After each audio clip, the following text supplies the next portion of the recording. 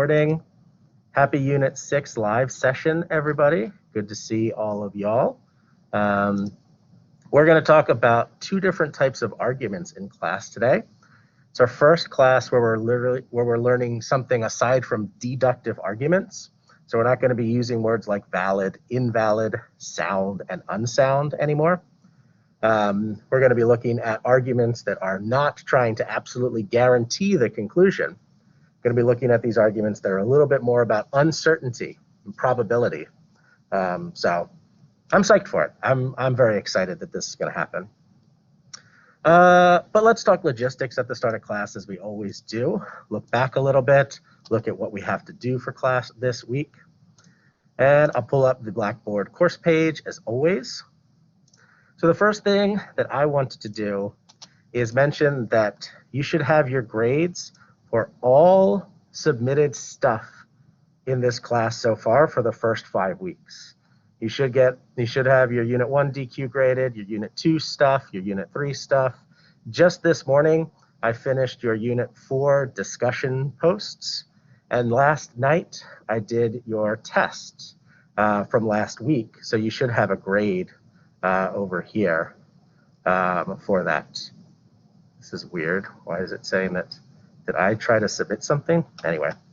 But you should be able to also, in addition to seeing your grade on the test, you should see my feedback. You get the chance to look at my feedback once on the test. If you have any questions or concerns about the grade you got on this first test, please email me. Please let me know. We can have a conversation about that, either via email itself, or if you want to set up a meeting for us to have a phone call or a video chat, I'm happy to do that as well. The same is true for any of these assignments.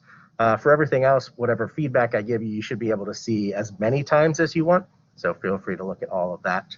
But that's where your grades are. Now, I graded your test and Unit 4 discussion posts in the past 2 days. Earlier in this week, though, I posted on CaneWise an academic early alert for you. So let me just show you where you can check out your academic early alert. You go to CaneWise and log in, and you click on the Student tab. In the Student tab under Academic Profile here is something labeled Academic Early Alerts. You click on that, you can see my feedback on how you're doing in the class so far, at least before I graded the test and this most recent discussion post. So it's honestly slightly out of date. But on that academic early alert for y'all, in this class, I posted the grade you had like Tuesday of this week, whatever that grade was, like overall. I posted your other sorts of indicators. Like for some of you, I might have posted missing assignments if you have missing assignments that you haven't handed in. And I also might have posted for some of you, schedule a meeting with instructor. That would be a good idea to meet with me if you're interested in, so we can have a conversation. So Shante asks, when's midterm? So that varies from class to class. We don't have a midterm in this class because we got 3 tests. So our tests basically happen like once every 5 weeks. So the next test we're going to have is going to be in Unit 10. That's going to be like after a lot of your other classes have midterms. Usually midterms in other classes is like week 7 or 8. Ours is going to be a little bit later, our second test.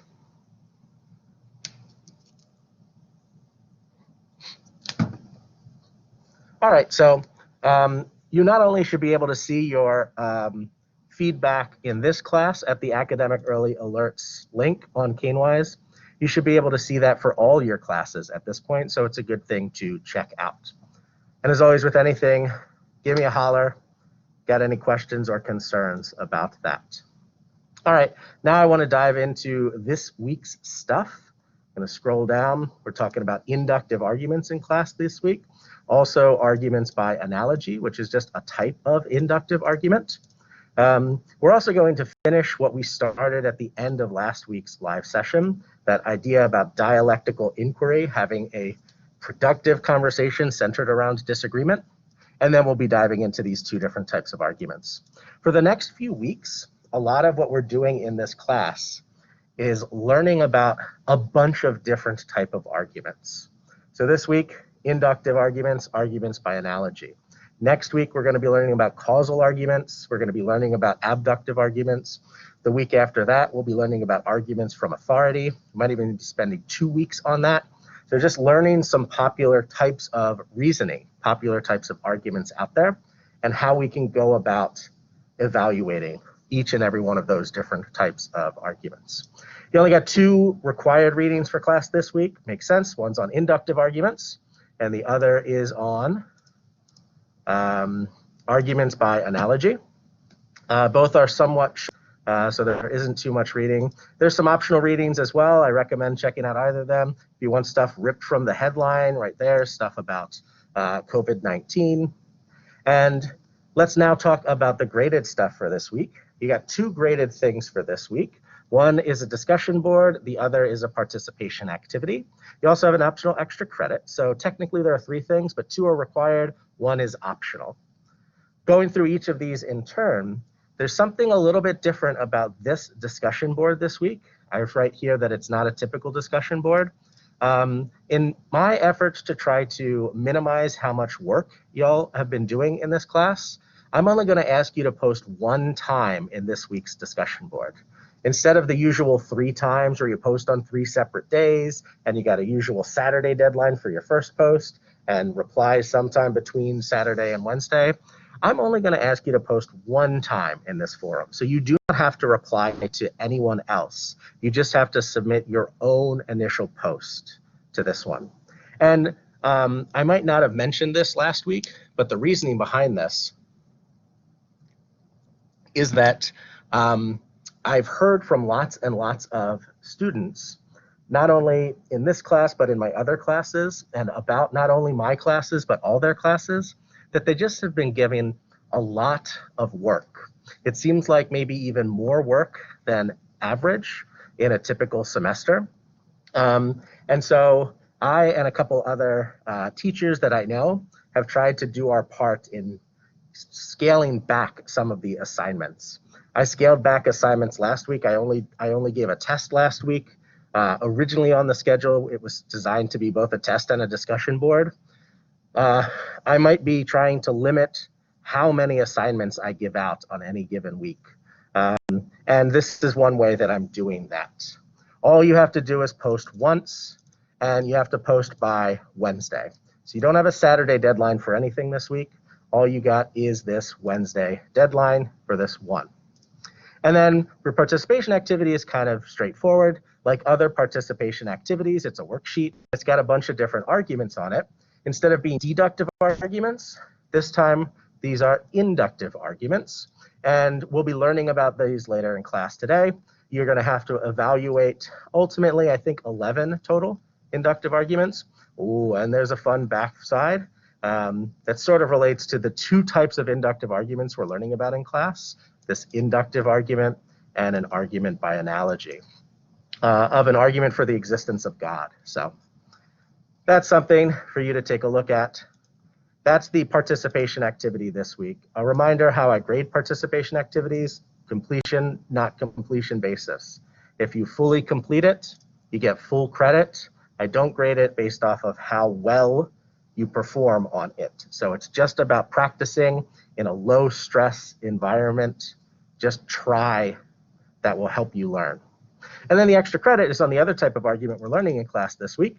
This extra credit is on arguments by analogy. It's yet another one of these worksheets. This one's just got a bunch of arguments by analogy to evaluate. All told, I think there are 7 of these arguments by analogy on here. Take a look at each one of these, try to evaluate it. Everything this week is due Wednesday. The 2 that are required, the 1 discussion post is something that's due Wednesday. The participation activity on inductive arguments is due Wednesday. And then your 3rd optional assignment you don't have to do, this extra credit, is due Wednesday. So Monique asks, how do I grade the extra credit again? I don't know that I've even told you this, but here's how I typically grade extra credits. You get anywhere between 1 to 2 points for each argument you try to evaluate. So as long as you try to evaluate an argument, you get 1 point. If you try to evaluate that argument and you get it like partly right, but not completely right, you get 1.5 points. If you try to evaluate that argument and get it completely right, absolutely 100% right, you get 2 full points. So since there are 7 arguments on here, each argument is worth possibly 2 points. So that's a total of possibly 14 points. And I'm just going to throw in a bonus point in there. I said this is worth up to 15 points extra credit. I'm just going to throw a bonus point on everybody's extra credit who hands it in. So worst case scenario, if you try every single one of these arguments by analogy on this worksheet, and you complete the worksheet, even if you get every one of them completely wrong, you're guaranteed a minimum of 8 points. But if you get them all right, you could get up to 15 points. I'm guessing many people will get somewhere between 8 points and 15 points on there. That's how I grade those extra credits. Any questions, thoughts, concerns at all about any of this graded stuff for class this week? Any general stuff about this course? Feel free to write no in the chat. If you don't have any questions, feel free to write your question in the chat or hit that raise hand button, and I can call on you. Because if you don't have any questions, it looks like many of you don't, we're going to dive into what we were learning last week. So I'm going to switch over right now to a PDF that we introduced at the end of class last week. Oh, so Emma asked a question about coming in late and wanting to make sure she'd be counted for attendance. Little side note, I don't take attendance for this class. Attendance isn't a part of this class's grade. And attendance is not the sort of thing that I expect everybody to do every week in case of possible fluctuating schedules. So that's one of the reasons why we record these live sessions every week.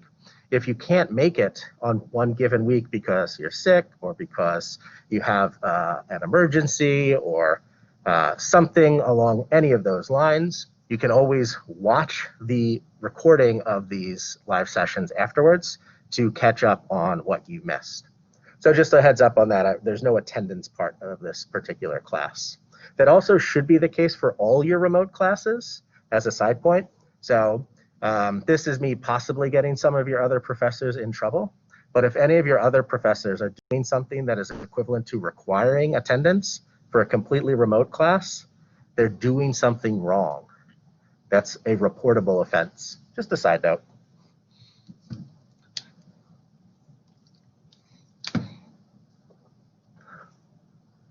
Oh, sorry to hear that, Emma. Your people are either being given misinformation. There's a chance I've been given misinformation, but from everything I've heard, because these are for at least completely remote classes, we can't expect students to attend. Yeah, I'm happy to spill that to y'all. Yeah, and there's always a chance that I'm wrong on this, so check with your other professors, but it might be the sort of thing to like push back on and check in with for them. Just be gentle, firm, and polite about it, but it's worth looking into. I'm a big advocate for students. I don't like when professors are mean, because I remember how many mean professors I had. Anyway, where we left off in class last Friday, we were discussing productive disagreement. And we had this nice little pyramid of disagreement, this hierarchy that said there's real bad forms of disagreement, name calling, ad hominems, that sort of stuff.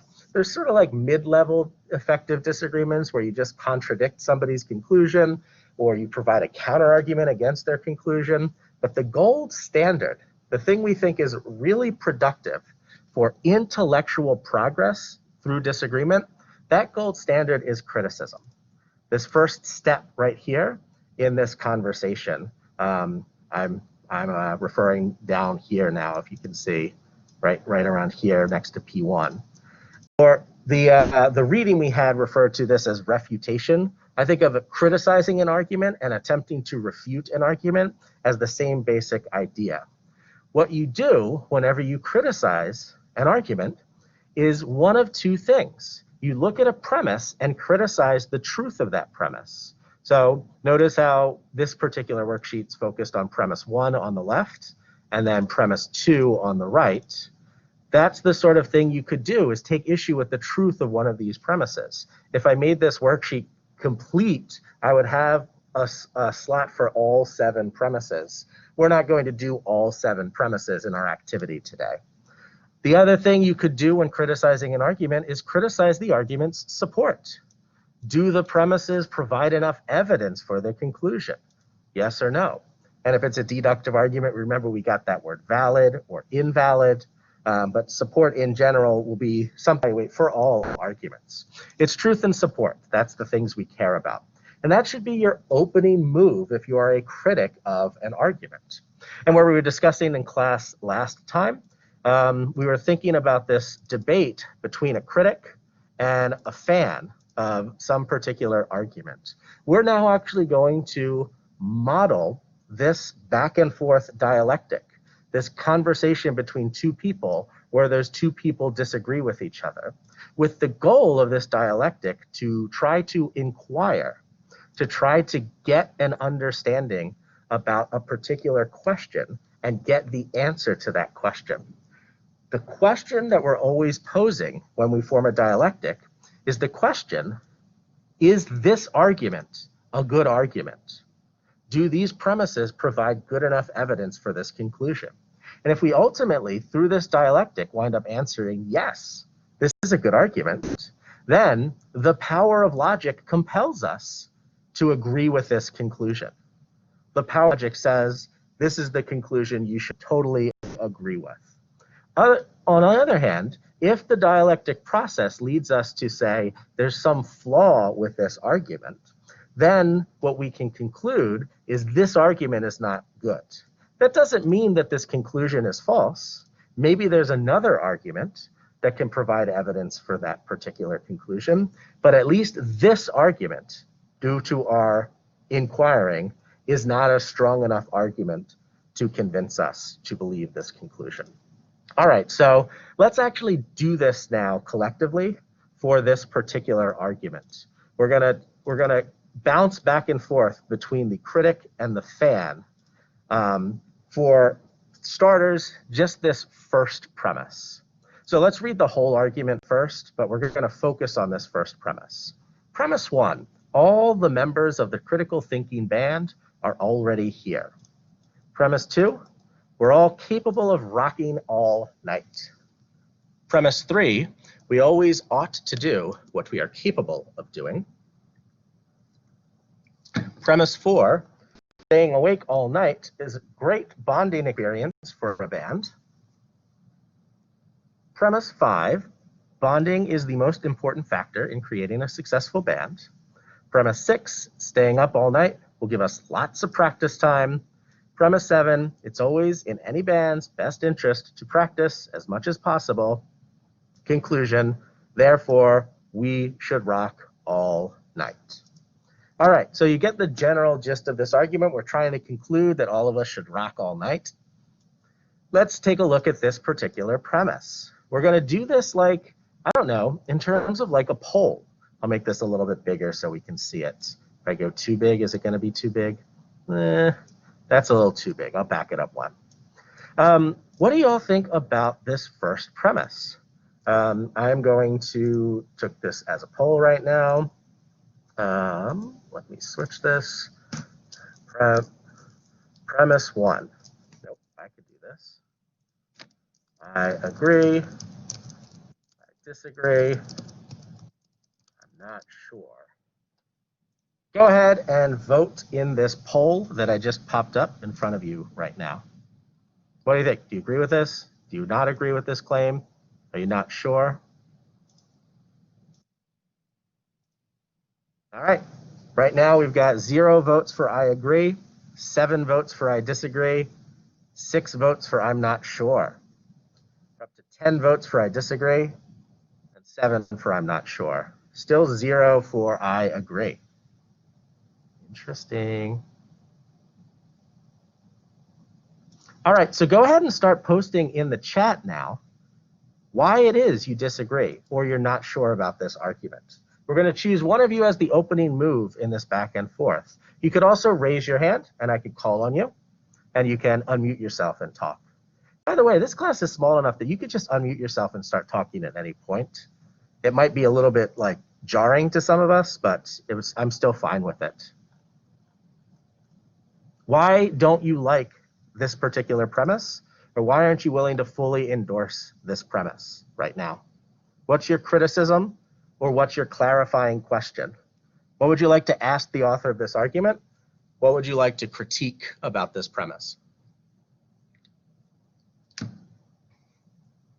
This is a full-on activity. Y'all are going to have to participate. All right, so we got two sorts of concerns about the band. Isabel asks, who's the critical thinking band? What the hell are we talking about? And then Barbara says, not all of us are even in the band. Isabel even asks her, maybe what is the critical thinking band? And Monique asks, wait, do we assume it's correct? The answer, Monique, is no. When we are testing premise one, our concern is the truth of that premise. That's our primary concern. So this is what so maybe I should just write it over here, truth of premise one. That's what our primary concern is. So in that case, you want to consider, is this in fact true? And it sounds like we've got at the very least a clarifying question, if not a downright criticism. And the question is, what's this band you're talking about? What the hell are you talking about, right? That seems to be a real important question to raise at this particular moment. So I think this is more than anything a clarifying question, right? And Isabel asks, like, is that us? Is that some other? Like, who are the members of the critical thinking band? What is the critical thinking band? Really important clarifying question. So normally I'm going to ask you to play both the role of the critic and the fan of this argument, but for now, I am going to offer what I think is a clarification of this. I think all of us who are in this live session right now should form a band. I'm proposing right now that we form a band. So let me write that on here. Let's start a band. So think about, like, in the chat, tell me what musical instruments y'all play. Tell me if you've got a guitarist among us, a drummer among us, anybody play saxophone, anybody play trombone, clarinet, any violinists among us, piano players, synth players, any singers among us, all of us critical thinking class members who are in this live session right now are in the band. That's what I'm going with at the particular point. So we got a ukulele player, we got a one-woman band in Ashla, a guitar, saxophone, and trumpet player. I love it. Isabel says you don't want her anywhere near a band. That's good to know. I don't know why. Najwa's baritone. Is that a baritone singer or a baritone saxophone? What type of baritone are you talking about? We got a piano player in Monique. I love it. By the way, for Isabel, who says you don't want her anywhere near a band, you could do something that has nothing to do with music and still be a part of this band. We need like a manager. Oh, like a bass, I see. Very cool. So like you could manage us and you could still be a part of the band. Or if you're like really good with costumes, you could be our costume designer.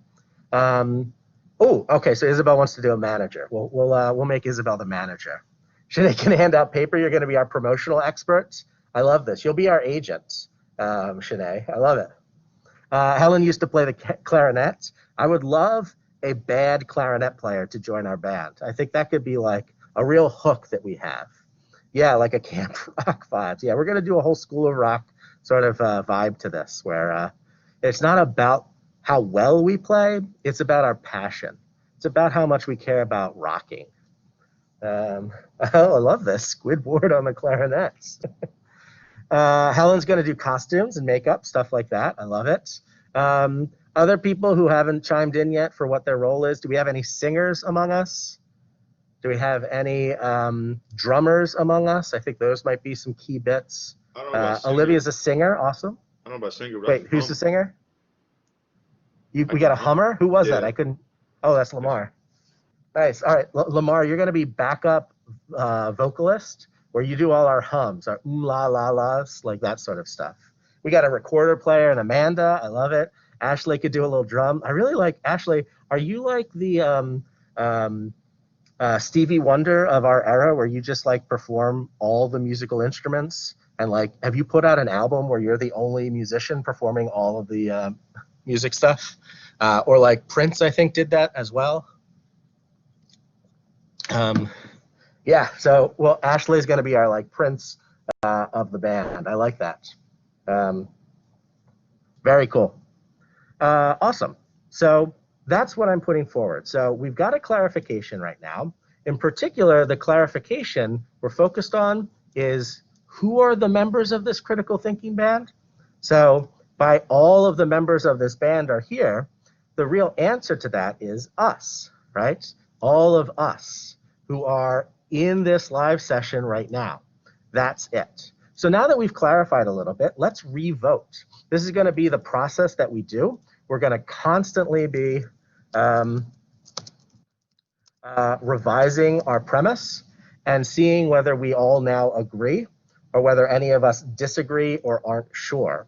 We're only going to move on to a new premise when we are not sure. So I have just updated the poll. I would like you to try again.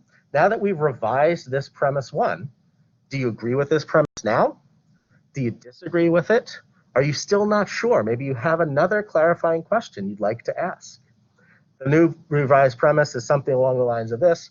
All the members of the critical thinking band, in parentheses, all of us in this particular live session right now, are already here. Do you agree with that? Do you disagree? Are you not sure? Right now we've got 7 votes for I agree, 2 votes for I disagree, 1 for I'm not sure. It's really helpful to have everyone participate in this, so I highly encourage you to vote. Don't try to be swayed by the majority.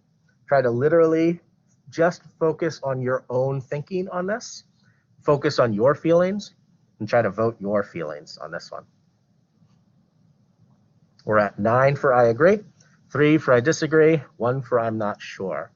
We're at 9-3-2, we're going to end it there. So we have 3 people who disagree and 2 who aren't sure. I want to hear from our dissenters, the people who disagree or the people who aren't sure. What criticism do you have if you disagree with this premise, even the revised version? Or if you're an I'm not sure, what question do you have that you could help address to get you clarity so you can vote in one direction or the other? Raise your hand, just unmute yourself like Lamar did, or post in the chat. What concerns do you have, dissenters? Put a lot of weight on you because there are only 5 of you who voted dissent at this point. But let us know, what criticism or concern might you have? We'll wait.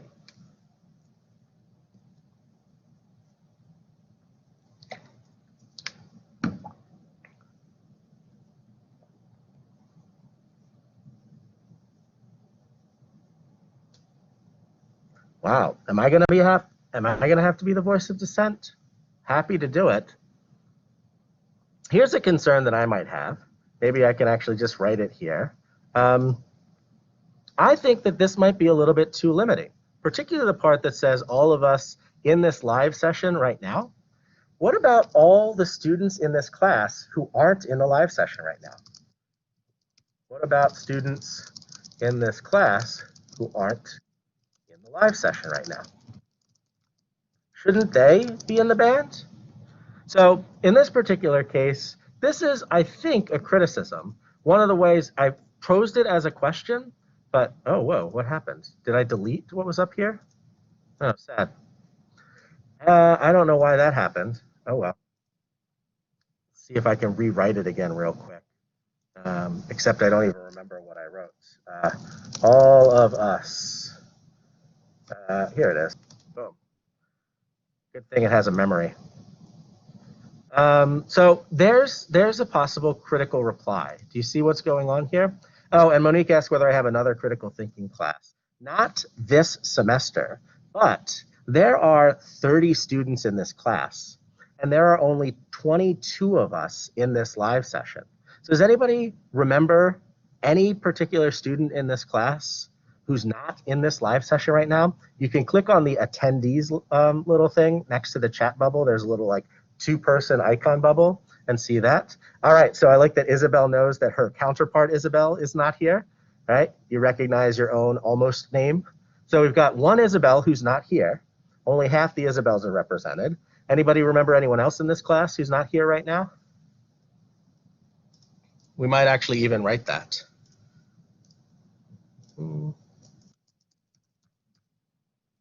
Anyone else you can remember? Yeah, it's hard to remember people in a class like this. Especially it's hard to remember students who aren't there. You might remember students who are. Tyler. Is there a Tyler in this class? There's a Taylor in this class. Were you thinking of Taylor? All right, yeah, Taylor. Nice. So we'll add Taylor. That's all right. Someone named Corey, maybe? Yeah, there is a Corey in here. Yep. Good memory, y'all. I like the lack of confidence. That's awesome. So we've got Isabel, Taylor, Corey. Wait, you get another one. Eiley? I'm not sure we have an Eiley. Do we have an Eiley? We have a Leah. You're thinking Leah? Is Leah here? Let me check. Leah's actually here. So you weren't thinking Leah. Yeah, you might have been thinking of Leah because I can't think of anybody else. Oh, you're thinking of Liam, maybe. Hi, Leah. Thanks. We're pondering your existence. Liam is a student who's in this class who's not here right now. So we'll add Liam as well. I have the whole roster, but I don't need to literally talk about everyone. But here's our new criticism. Great. We got a nice criticism. Awesome. Now, if you liked this argument already, you were willing to endorse this, maybe this criticism convinced you. Maybe for some of you, you're ready to concede and say, yeah, you're right. That's a good criticism. I'm down for the count. But some of you might be willing to either revise this premise or defend this premise the way it is right now. So for anyone who still likes this first premise, the way we revised it, what's your response to this criticism? What would you say in response to this? How would you defend the argument now or revise the argument in response to this concern that not all the critical thinking students in this class are here? What do y'all think?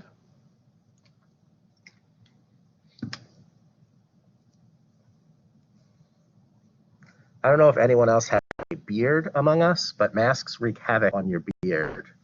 Just wanted to let you know that. Okay, so Monique says that means you can't say all. Lamar, your hand is up. Go ahead and unmute yourself.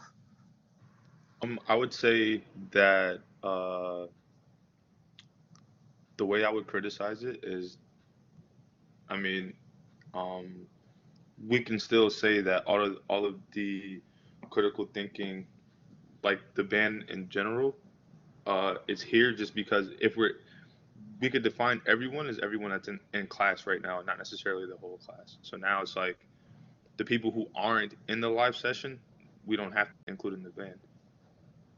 All right, so we've got two possible routes. I'm going to choose Lamar's route first, and if that fails, we'll try Monique's route. Because the two possible responses we have here are Lamar's response, which is just like, screw them. If they're not here, they're out of the band, right? Bye-bye, Isabel, Taylor, Corey, and Liam.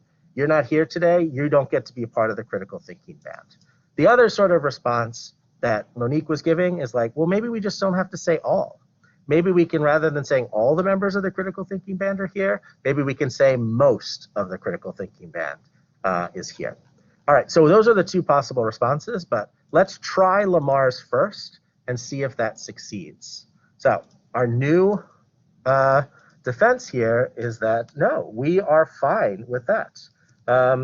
We don't need anyone who isn't here now to be in our critical thinking band. think I spelled it all. I can't see it because it's all to the left here. Yeah, I did it. We don't need anyone like Isabel, Taylor, Corey, or Liam. We have our one Isabel. That's good enough. We have 22 of us here. That's more than enough to be in one of these bands. All right, so it's time to vote again. Let me switch up the poll one more time. I can do this. Find it. Newly, in this case, defended premise one. Do you like Lamar's defense at this point? We've got another poll for you to click on. You can go to the little, what is that called? The little graph chart to pull that up next to the hand raise button to pull up the poll again. That little blue, yellow, green chart box at the bottom to vote on this now that it's defended. Do you agree with this defense? Now that you agree with the premise, do you disagree and think, no, I don't like it? Are you not sure?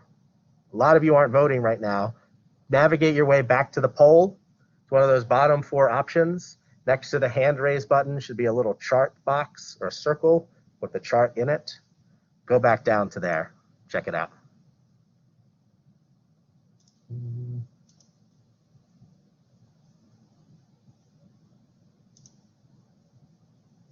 All right. So just to give you an update on people voting, we got 7 people who agree, 1 person who disagrees, 4 people who are not sure. I love having the not sure button on here, or option on here, because we get to hear your position as well. When you're not sure, it can be really useful to hear your concerns, your explanation for why it is you are not sure. All right, and so a bunch of us have voted. We got 8 who agree, 2 who disagree, 4 who aren't sure. So still, most of us, the majority, agree with this premise, but we still have some dissenters. So let's hear from our people who disagree or aren't sure. What concern might you have for anyone who's not sure or anyone who's disagreed? So Isabel says, maybe we do need more people. Seems like right now we have a bunch of random instruments.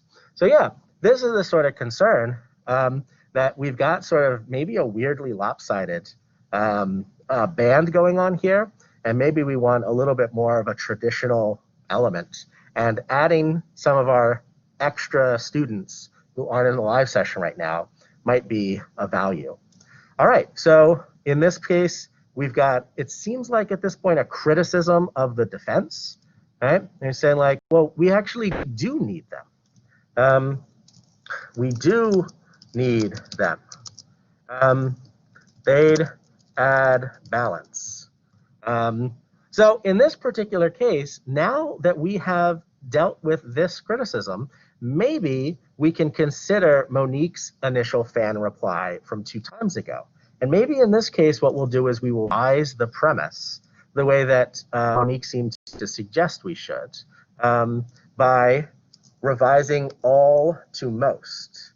New premise is now going to say most of the members of the CT band are here instead of all. So great, now we've got a possible concern to address. Let's revote. This is a voting process. I'm really just, I don't know what I'm doing. I'm getting you to vote early and often, and this is all just a shadow campaign to get you to vote on November 3rd. Go ahead and pull up the poll again. We've got now another newly revised premise one. It's been revised twice. Now, what do you think? Do you agree with most of the members of the band are here? Do you disagree? Are you not sure?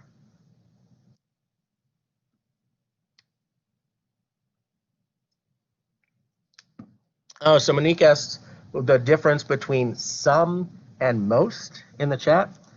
Yeah, so this is good. In logic, the word some typically refers to at least one, if not at least one and perhaps more than one.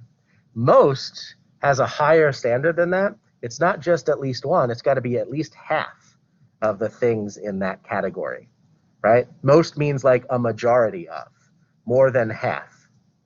So some is going to be a weaker claim. Most is going to be a stronger claim. So because this class has 30 students in it, and we got 21 of us here right now, we do have more than half, That's why I went with most in this circumstance. So we got people voting so far, but we still have voter attrition. Come on, vote or die, y'all. We got 11 people who agree, and I won't tell you how many disagree or aren't sure yet, but we do have an increased number of agreeers at this point. Interesting, interesting.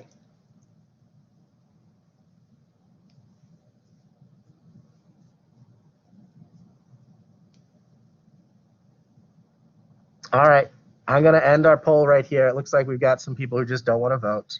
Right now, we have a lone dissenter who disagrees. The rest of us agree. So it's going to be up to our lone dissenter to speak their mind in this circumstance. And I want to highlight before anybody speaks up. So Courtney, we are on this fan reply right here. We've revised the premise to most of the members of the critical thinking band are already here. That's the one we were voting on. But this moment you see right now on this poll is a beautiful, lovely moment. You might think like, oh, we're so close to consensus where everybody unanimously agrees. It's so bad that there's this one obnoxious, stubborn holdout. I mean, you can't please all the people all the time. So come on, can't we just move on? And this is where I want to talk about the value of dissent. I think it's wonderful when there is one person who's holding out, who's sticking to this possible concern that they have. Because this is the exact moment where somebody's unique perspective might help jostle all the rest of us out of our assumptions and see the world in a different way. That lone dissenting opinion, sometimes it's just misguided or mistaken, and you can address it, and that's fine. But sometimes it's that perspective that's seeing the world in a sharper, different, more focused way that we can really take for granted, and we should be open to listening to them. This is not just a popularity contest. There is value in considering all the possible points of dissent and listening to all of them and address them. This polling process we're doing, by the way, where we're only moving on until we reach consensus, is referred to as a consensus decision-making process. This is a sort of decision-making process that Quakers use. When any Quaker community, this is a particular religious group, when any Quakers try to figure out how they should govern themselves or organize themselves, they use consensus decision-making process. Lots of activist organizations have adopted it as well. But now let's talk about our lone dissenter. I am the lone dissenter in this circumstance. I was the one who voted I disagree, and I want to tell you why I disagree right now. I'm going to get critical here.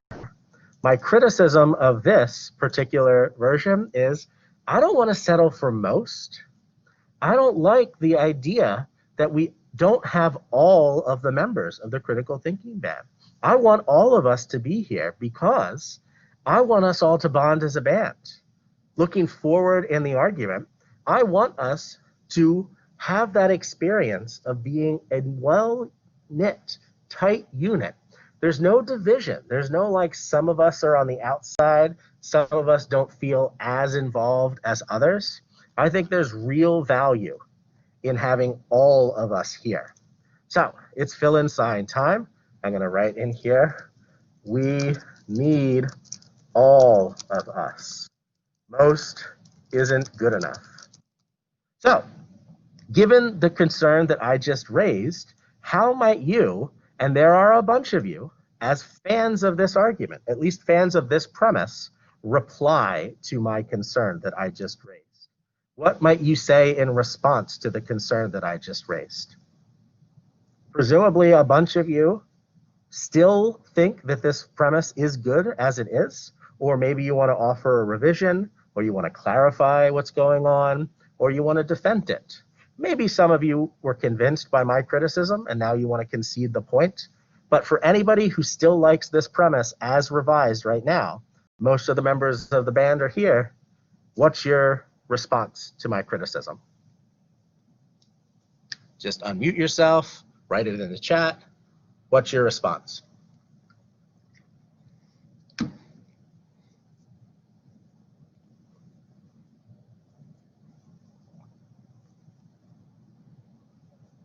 Unsure. Okay, we got one for I'm unsure. So you're not sure what you would vote now based off of that criticism. If we re-voted, you would change from I agree to I'm not sure. Good to know, Lamar.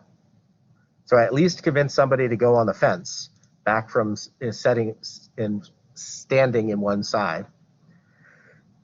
Monique says we might need or want, but are there all of us here right now? Maybe I'm wrong, but I'm thinking more of a literal sense. So this is sort of criticizing my criticism, right? The way I framed it is I said we need all of us, right? And your criticism, it's weird that it's like a criticism of a criticism, but I guess it's technically more of a defense, is to say, no, we don't need, we just want. We don't need all of us. Some of us just want all of us. And then, like, we can't, always get what we need. Or we can't, in this case, we can't always get what we want. We should be willing to settle. All right, so notice at this particular point, I've run out of space on this sheet. But now we would, in an ideal world, continue going back and forth. We could continue going this for a while, unless and until all of us ultimately wound up getting that consensus on one side or the other. We were real close to consensus right here in this second to last step of the fan's reply. And then I threw that final monkey wrench in. And maybe this one would have gotten us to all agree, maybe not, I'm not sure. But for the sake of time, I'm just going to pause it here.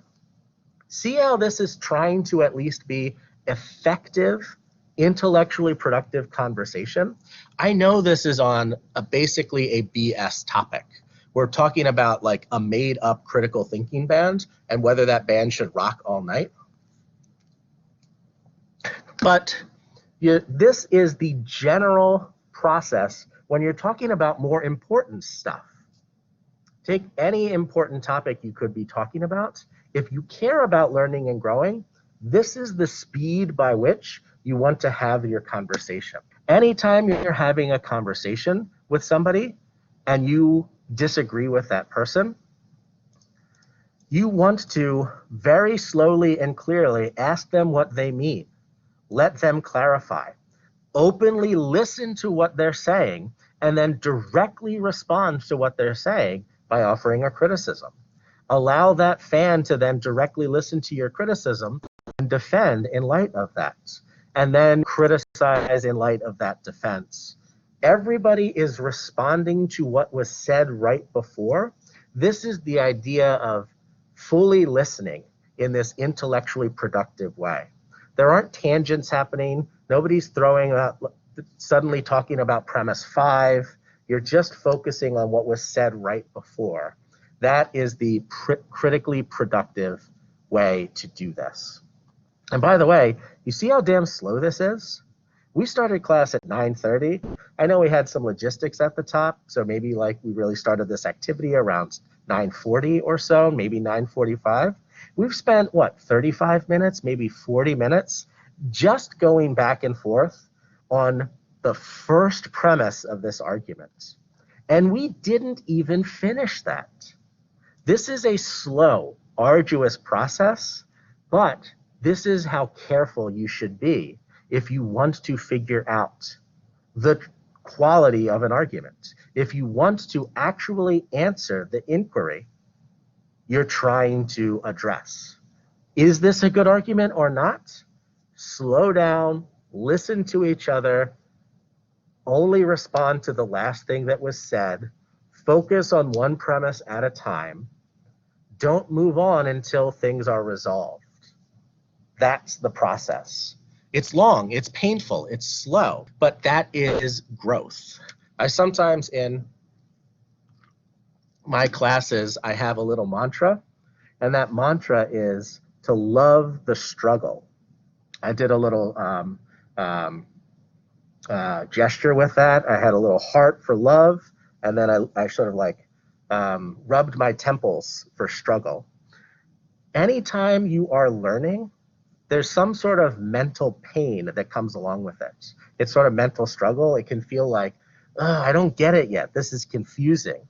And in that confusion, there's an impulse that I often have to just sort of give up and say, I'm just not going to do, I'm never going to get this. And then I might spiral and I'd be like, oh, I'm not the sort of person who's good at this stuff. I'm just never going to get it. I bet I'll never graduate and I'll never amount to anything. And I guess I'm just going to be a failure in life. I just like start spiraling out. And, you know, obviously I should talk to my therapist about that. But the idea of starting at that first moment of confusion and that first moment of, oh, this is starting to feel a little bit mentally painful, that feeling is a good feeling, because the only way you learn, the only way you intellectually grow is in those moments of struggle, is in those moments of challenge like that. So I've got an indication from one student that there might be internet issues going on. How's everybody's connection with me? Am I having an issue on my end, or is it maybe just one student's end? All right, so seems like all of you are doing good. Just wanted to make sure. Cool, good, because I was given this like soapbox speech about the value of loving the struggle, so I was hoping you were able to hear. Sorry, I apologize to that one student who's having the internet issues. But anyway, that's our end of our section on intellectually productive disagreement. I try to now run towards disagreement. I try to surround myself with sophisticated, smart people who disagree with me and seek out those moments so that I can try to learn and grow from these smart, sophisticated perspectives on topics that I think I have the answer to, but might very well be wrong, and maybe I can learn and grow from them. All right. Any questions, thoughts, concerns, reactions about any of that? Feel free to unmute yourself or raise your hand or post in the chat. But otherwise, we are going to move on to our first of two types of arguments we are learning about today. So let me do a little switch, and I'm going to switch over to inductive arguments. Here we go. Going to make them bigger, so that's always fun. Now it's super big. All right, so let's talk about an inductive argument. Rather than give you a definition of an inductive argument right away, I'm going to give you an example of an inductive argument first. So first argument, I'm just going to do a premise at a time. I have a dog, and my dog barks. My neighbor has a dog, and that dog barks a lot. My sister has two dogs, and her two dogs bark a lot. She's got these cute little like purse dogs. They fit in her purse. They're adorable. I went to a dog park recently.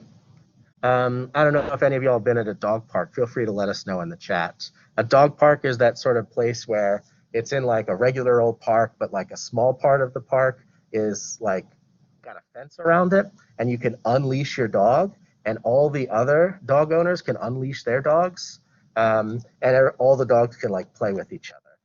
So I went to a dog park the other day. It looks like a few of you have been. Nice. And all the dogs I met or saw at the dog park barked. As a matter of fact, the more that I think about it, pretty much every dog I've met in my life has barked at some point or other. So based off of this mounting evidence, I'm sensing a pattern here. I'm noticing some sort of consistency.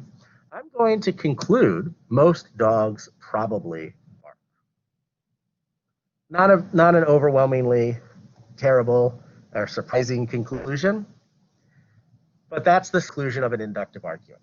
This is exactly what an inductive argument looks like. It's the shape of an inductive argument. So let's describe each part of it now. The premises are all providing specific examples that fit the same general pattern.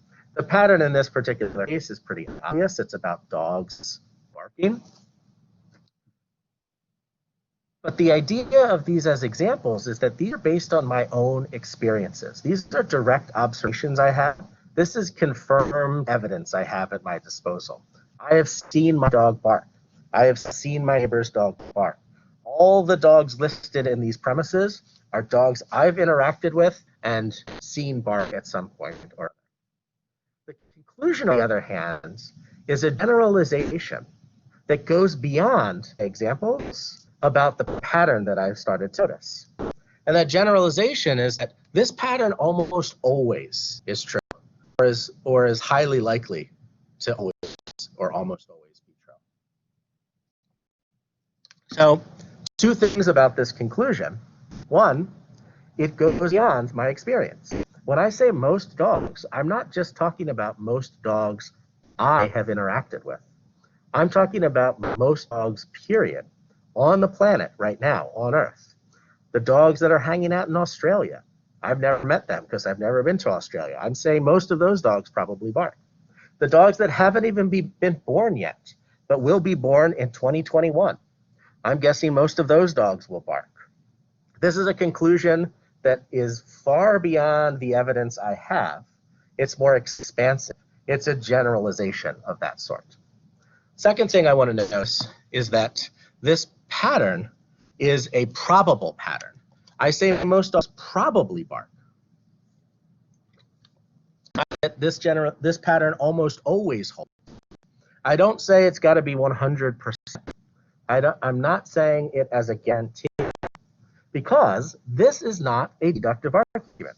I mentioned this already at the start of class today. The arguments we're learning about from here forward are all arguments from more uncertainty than deductive arguments. The arguments we've learned about so far are just deductive arguments. Those deductive arguments never use the word probably. They always go with guarantees. The conclusion must be true. The premises logically entail the conclusion. There's that 100% support. Inductive arguments don't do that. Inductive arguments are more probabilistic, are less certain, and more about saying, here's what's probably true. Here's what's got a high probability of being true. This is 90% likely, not 100% likely. So that's the idea about that. Now, if we had to describe an inductive argument even quicker, this is a shorter definition of an inductive argument. It's a generalization supported by specific examples that all fit the same pattern. So in my argument, I kept pointing out dogs that bark. Here's another dog that barks. Dog I see that barks. Those are all my examples in the argument. And the conclusion, usually the pattern holds, is my generalization. That's my conclusion. So Facundo asks about, in the 5 deductive arguments reading, there was an example with a conclusion that the next crow you will see will be black, since all the crows we've seen have been black. So would this be an inductive example within that reading? Exactly right. If you evaluated that argument as a deductive argument, you would have to say that's a bad argument, because the premises don't guarantee that conclusion. But if you evaluated an argument as an inductive argument, I'd say by inductive standards, that's a pretty good argument. And you'll see, for what it's worth, Facundo, and what we have to read for class this week, I'm going to switch it. It's a continuation of what you read in the deductive arguments. It's written by the same guy, Amitabha Palmer. And he says, hey, remember these arguments from before? This is the argument you're talking about. Yesterday, every raven I saw was black. The day before, every raven I saw was black. 2 days ago, every raven I saw was black, and so on and so forth. Every raven I or any other person has ever observed is black. Therefore, the next raven I observe will be black. That fails as a deductive argument, but as an inductive argument, that's pretty decent. These are the probabilistic arguments. Inductive arguments are probabilistic. So that's why we're switching to this. Really well observed, Facundo. Let me switch back now to our PowerPoint. So we use these type of arguments all the time. In particular, kids are little inductive machines where they reason inductively nonstop. So here's one example of kids reasoning inductively. How does a kid, when they're like just learning how to speak, how does a kid learn the meaning of the word apple? Just think about the sound apple. That's a weird sound. How does a kid wind up associating that sound apple with the fruit that that sound apple is supposed to represent? How does a kid learn the meaning of a word like apple? What actually happens in their life? Lamar, go ahead and unmute yourself. They interact with the apple. So when apple is said and they see the apple, they associate the two with each other. But that's usually how they understand. Really, really well put, right? When people are saying the word apple around kids, there's usually actually an apple there, right? And as Shantae is saying, they're always seeing it and hearing the word connected in that sort of way. I don't know if you've been around adults who have a kid who's learning the meaning of words, but they're always just repeating words over and over again to that kid. They'll be like, hey, you want to pick up this apple? Isn't it a nice apple? It's a shiny red apple. You want to bite the apple? Oh, I'll slice up the apple for you if you want some. Why don't you play with the apple? It's a big apple, isn't it? They're just saying it over and over again to the point where the kid eventually clicks and says, wow, I keep hearing apple when that thing's around. I'm going to connect the two. That's a pattern. And generalize the word apple means that fruit. And it's a bunch of times. It happens over and over again. That's the inductive aspect of it. It's a bunch of times that it happens. That's how anyone who learns a language via immersion learns it.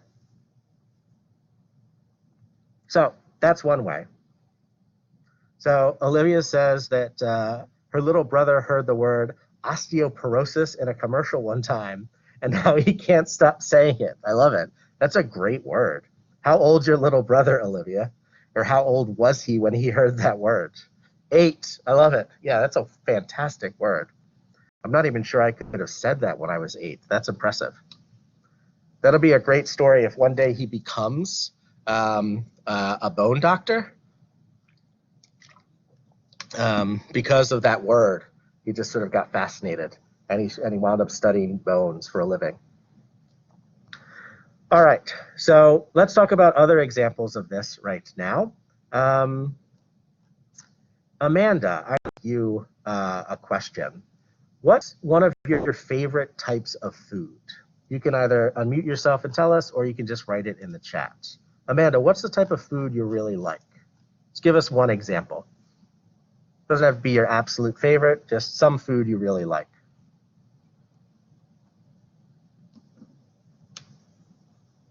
Tacos, I love it. So this is a really weird follow-up question, but thinking inductively, the way we're thinking in classes right now, what's your evidence that you like tacos? What reason do you have that supports the claim that you like tacos? What would be your argument for saying you like tacos? And if anyone wants to help Amanda out, feel free to also post what you think her argument may be in the chat, or unmute yourself and just shout what you think it is. So you enjoy the taste, but like, if I give you a taco tomorrow, you haven't tasted that taco yet. How do you know you're going to enjoy that taco tomorrow? That's a future taco you haven't tasted yet. So what are you actually enjoying? What taste have you enjoyed? All right, I really like what Shantae's saying. Look back in the past, right? As Olivia says, based on the tacos she's had. Shantae's saying every time Amanda ate a taco, she's liked it. And maybe it's not every time. Maybe Amanda's had some bad tacos in her life. But by and large, I bet most of the tacos that you've eaten, Amanda, have been tasty. You've enjoyed them.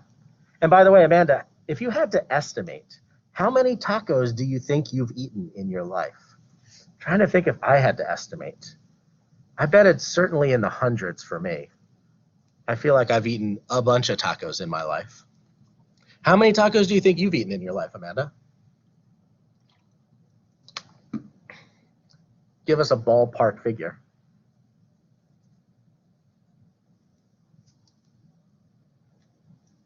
Oh, not that much? Maybe like 40 or 50? More than 100? Less than 100? All right, in the 40s. Cool. That's good to know. But still, that's a lot of examples, right? That's a good number of examples to fit that particular.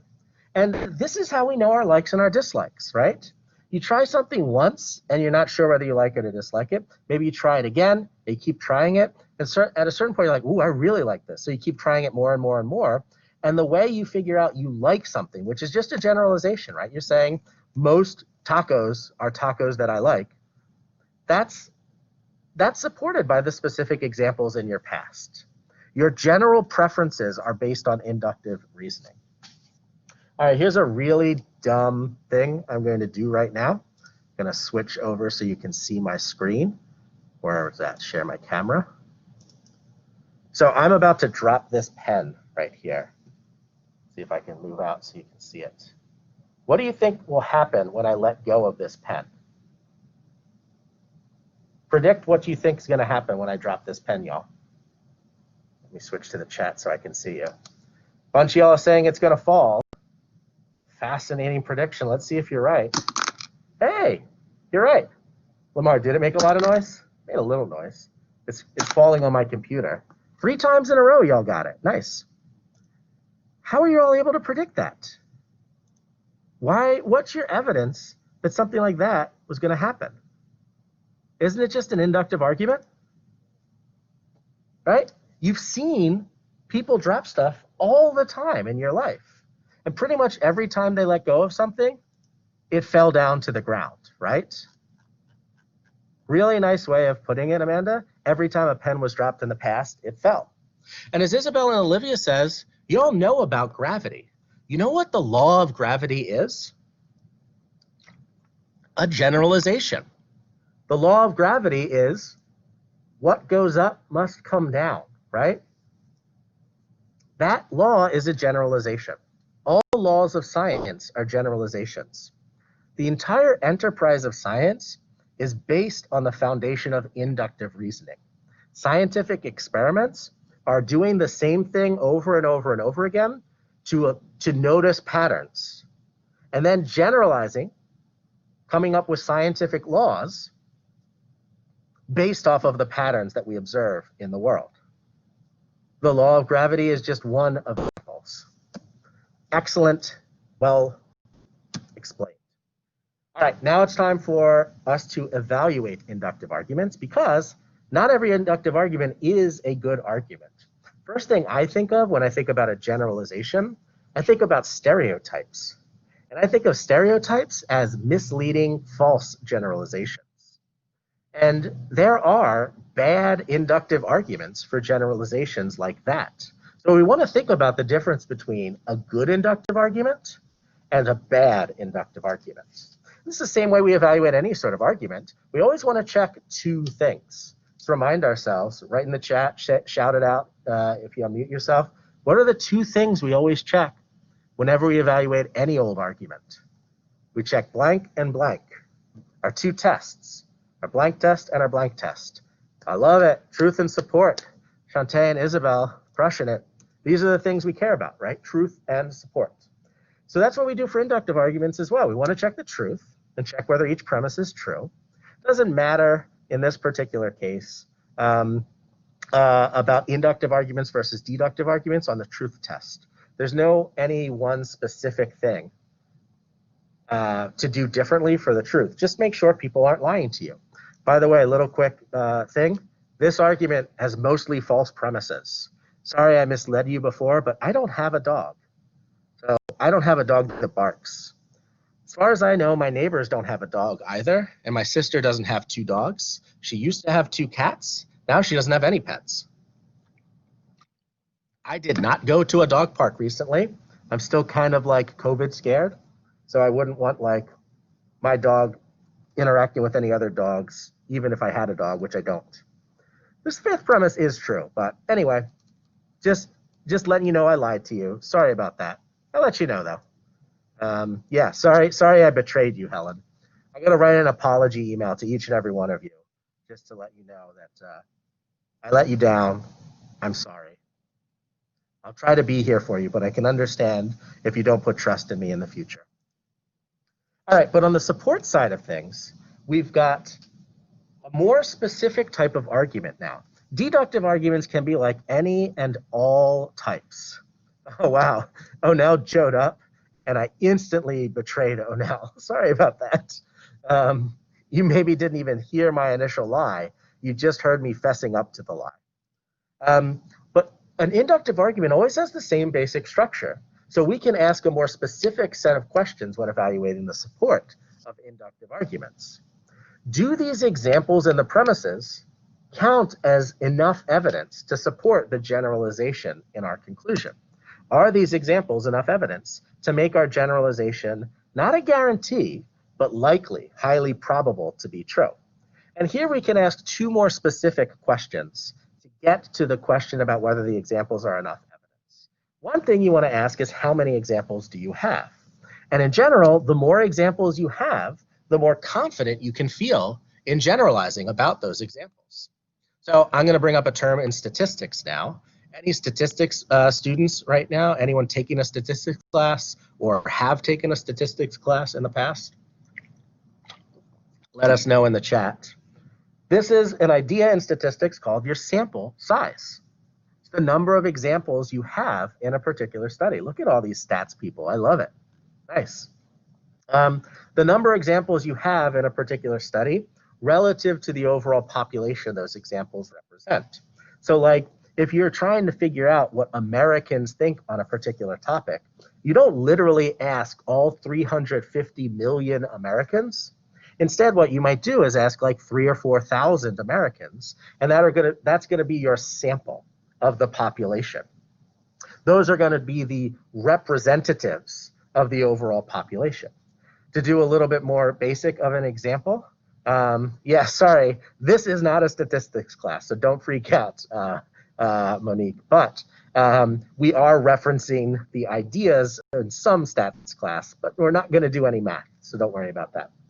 But another way to think about a sample is, think about when somebody takes a blood sample for you, right? When they're trying to like run some tests to figure out if there's any sort of medical issues you might have. A blood sample is not literally taking all of your blood from you, because then you just die.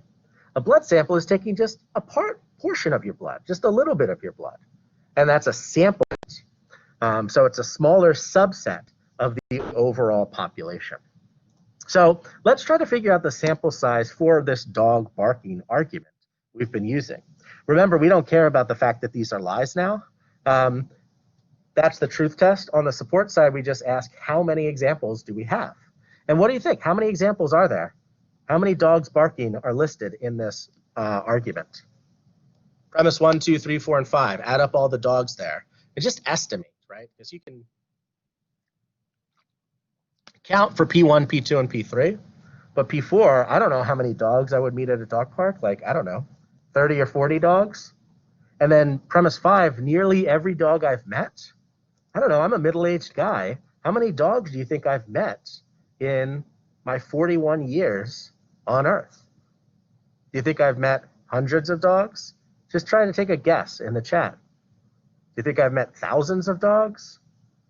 Tens of thousands of dogs? Millions of dogs? How many dogs do you think I've met in my life? I also just casually dropped my age. Onel's going with hundreds. Nearly 100. All right. Sinead's going with 50. I've maybe seen hundreds of dogs, but only met under the 100. Interesting, huh? Yeah, I guess I have a lower threshold for what counts as meeting a dog. I used to deliver pizza for like 10 years. And like at probably more than half the places I delivered pizza to, when I'd like ring the doorbell when I was there, a dog would come barking. Oh yeah, and as Isabel says, like, what if I worked at a grooming salon or walked dogs? Which I didn't, but I did deliver pizza, so that's my claim to seeing a bunch of dogs. I think I've put it in the thousands. I'm even talking about, like, I'm walking down the street and somebody's walking some dogs. I'm gonna count them if I saw those dogs barking. I put it in the thousands. Now remember, sample size it involves two numbers. It's the number of examples in your sample, but also it's relative to the size of the overall population. So the overall population we're generalizing about in this argument is most dogs, period. Most dogs on planet Earth. So how many dogs do you think there are on planet Earth? Just try to estimate, or you can feel free to look it up. Use your trusty Google. How many dogs do you think there are on the planet? Isabel's going with millions. Anyone think it's more than millions or lower than millions? Thousands, millions, billions, trillions? It's 900 million. There are like 900 million. Whoa. Lamar's saying that. That's a very concrete. Is that just a guess, or did you look it up? I think definitely he's looked lying. that up. Oh, never mind. Well, okay. What's your source? My Give me the source, receipts, Lamar. my source is wolfdog.org. And Wokedog.org? yeah, and they provide statistics for how many dogs are in the world and other stats as well. Pups, all types. I love it. All right. I'll say also, I've looked this up recently, and I didn't find it at wokedog.org, but I found it at other reputable sites that I put it in hundreds of millions as well. It's actually like weirdly growing. So like it was 500 million as of like 2012. And as of 2018, it was around 900 million. So it's the number of dogs are growing on the planet. And maybe now we've crossed the threshold of 1 billion. I'm not sure.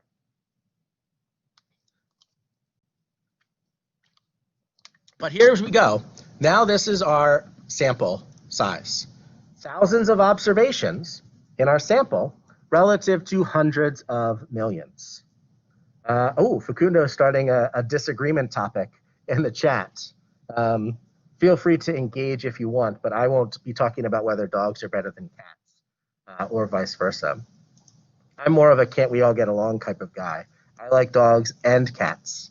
I know I'm not supposed to say that, but I think you can be on the fence on this one. But in this particular case, that's our sample. And if you want to nerd out about the statistics behind this, that's a pretty decent sample. It might seem like that's so few examples relative to hundreds of millions, but if you have a well-designed study and you've done a good job of picking the right examples from your overall population, once you get about 3,000, 4,000, 5,000, that can be a representative sample, even 100 to 200 to 300 million. So just giving you that heads up about this. We're not ever going to do the math on this, but the main thing to think is that sample size is relative. If all you have is one number, how many examples, you're not going to be able to know whether that sample size is big enough or isn't. Sometimes 20 examples is enough. Other times it isn't, because sample size is a ratio. It depends on the number of examples you have, and crucially, it depends on the size of that overall population those examples represent. It's not just thousands of dogs that's our sample. It's thousands of dogs relative to the overall population of 900 million dogs. So let me give you an example of a sample size of 20, where I'm asking those 20 examples to represent students in my ethics class. So I have 25 students in my ethics class. What if I surveyed 20 of my 25 students? Is that a big enough sample to generalize about all the students in my ethics class? If I had 20 out of 25 observed? So Shanae's saying no. What do the rest of y'all say? Olivia's saying no. 20 out of 25. What do y'all think? Lamar's saying yes. Ooh, we got some disagreement. Leah's saying yes. Interesting. It's 3-2 now. 3 yeses, 2 nos. So let's just do a little bit of math on this. 20 out of 25 is 80%. I think that is a big enough sample. I'm kind kind of with what Olivia's and Shanae's saying in this circumstance, that like, once you're at 20, why don't you just go to the full 25 and ask all 25 of the students? But if we're just concerned with generalizing from a sample, 20 out of 25, more than half, is totally big enough. If for some reason we just can't reach our final 5 students and we want to turn this into an inductive argument, that's a big enough sample to generalize. So 20 out of 25, certainly big enough. Now, what if it's 20 examples that are trying to represent America? Let's say you try to figure out who's going to be the next president. So you take a poll of voters and you ask 20 voters who they're going to vote for.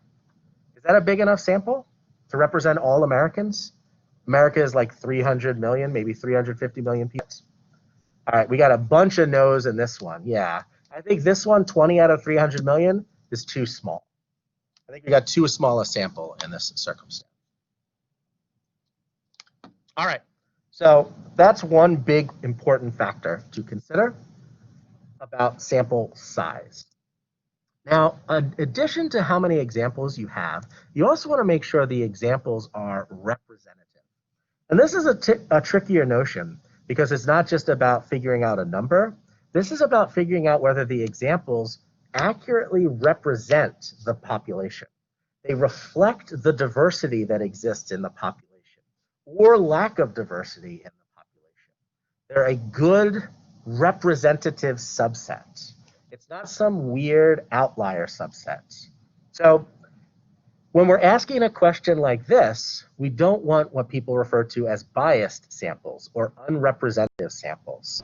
We don't want examples that all seem to be from one weird subgroup that doesn't seem to be a good representation of all the different types of things within your population.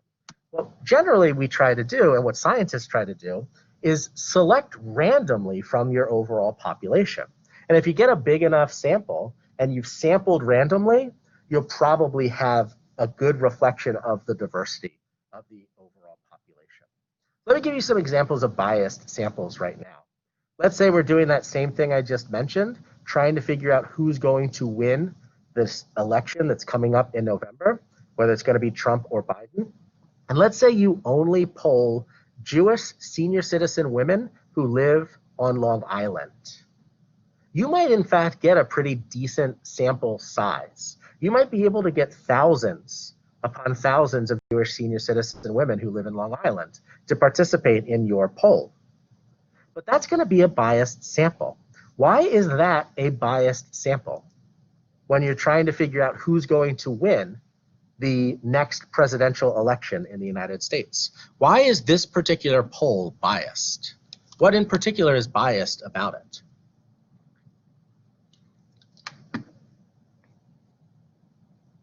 So Lamar mentions age group, right? Think about all the different ages of people who can vote. Is it only senior citizens who can vote? No, it's people, anybody above the age of 18. So you're excluding so many voters who are 18 to 64 years old. Onell says area of bias. So just people from Long Island? That's not a good representation of all American voters. What about people in Wyoming and California? People in Texas and Alaska? People in Iowa and New Hampshire, right? And as Lamar just says, too many specificities, right? It's a subset of a subset of a subset in this particular case. And as Olivia mentions, also it's just women, right? So if you want a truly representative sample, what you want is to reflect the diversity of religious affiliation of people in the United States, not just people who are Jewish, but people of all religions and lack of religion, not just senior citizens, but people of all age, not just women, but people of all genders, not just people who live in Long Island, but people who live in any part of New York and any other state, not just people who live in the suburbs, but people who live in urban areas, rural areas, exurban areas. We want all that diversity reflected, and it's not reflected in this particular sample. Facundo's got it down really nicely here. And based off of this poll, you would expect most of these Jewish senior citizen women in Long Island to vote Democratic in this particular one. Not exclusively. There are conservative Jewish senior citizen women in Long Island, but you might expect it to lean more Democratic than the population in the United States at large. So, well put. Now, here's another famous example of a bad poll leading to a pretty major blunder by a newspaper. Back in the 1940s, there was an election between a guy named Dewey and a guy named Truman. Truman actually won, but if you read the Chicago Daily Tribune the day after the election, you would be mistakenly concluding that the other guy won, that Dewey won. This is a photo of Truman triumphantly after he really won the election, holding up this inaccurate newspaper. But the reason the Chicago Daily Tribune was so confident that Dewey was going to actually defeat Truman was because they had polling data that strongly suggested Dewey was the winner. Here's the type of polling data that they used. They would use phone calls to potential voters and ask over the phone, who are you voting for? And overwhelmingly, the participants in these phone polls said that they were voting for Dewey. What do you think might be biased or unrepresentative about a phone poll happening in the 1940s? What do you think might be unrepresentative or biased about a sample like that? As Lamar mentions in the chat, not everyone has a phone, especially in the 1940s. Phones are pretty ubiquitous. They're all over today in 2020. But in the 1940s, not everyone could afford a phone. It was pretty much a luxury among the wealthy people in the United States. And the wealthy people, by and large, supported the Republican candidate, Dewey. So the polling suggested by that phone polls that most people are in favor of Dewey. But a lot of the rural, poorer, like farmer types were big supporters of Truman, the Democratic candidate at that time. And they went and voted in droves for Truman, but they weren't reflected or represented at all in that particular poll. So there's another example. One final example I'm going to use is about the band Bon Jovi. Not sure how many Bon Jovi fans we have among us, but I know there have been times in my life where I have not lived in New Jersey. Like I went to grad school in Texas, and when I was in grad school in Texas, and I told people that I grew up in New Jersey and I used to live there, I used to get like one of three types of responses. Oh, you currently live in Texas? What part? I lived in Lubbock, Texas, which is like far west Texas, sort of like west up north near the panhandle of Texas. But when I lived in Texas, I told people I grew up in Jersey. They would say one of three things. One, they would say like, oh, like Snooki from the Jersey Shore. Oh, so you're like more on the Houston side of things. Yeah. I never got to see the Gulf. I was in the other super dry part of Texas, the tumbleweed part of Texas. The other sort of thing I get is like, oh, do you know Tony Soprano? You're like connected to the mafia. The third thing I would get though is that like, oh, so are you a fan of Bon Jovi? And Bon Jovi is that hair metal band from like the 80s and 90s. Some of their big songs are like Living on a Prayer, Wanted, Dead or Alive, so those sorts of songs. And I never really cared one way or the other about Bon Jovi. It's not that I like them, I just like don't have strong opinions about them. Yeah, that's how big Texas is, Isabel. An 8-hour drive from it. Jeez. Texas is too big. But I didn't like the fact that everybody kept associating me with Bon Jovi. So I decided to set out and do a study that shows that not everybody from New Jersey likes Bon Jovi. In fact, probably most people from New Jersey don't like Bon Jovi, particularly like now in 2020. And I wanted to do this online, so I sent out an online poll. And the first place I did it, I didn't get people responding because like a lot of people just didn't know who Bon Jovi is or didn't care to participate in the Bon Jovi study. So that didn't really work out. I next tried to like pay people to participate in my study, but that got shut down because apparently you're not supposed to pay people to do this. So I was trying to figure out like, how could I get people to take this study.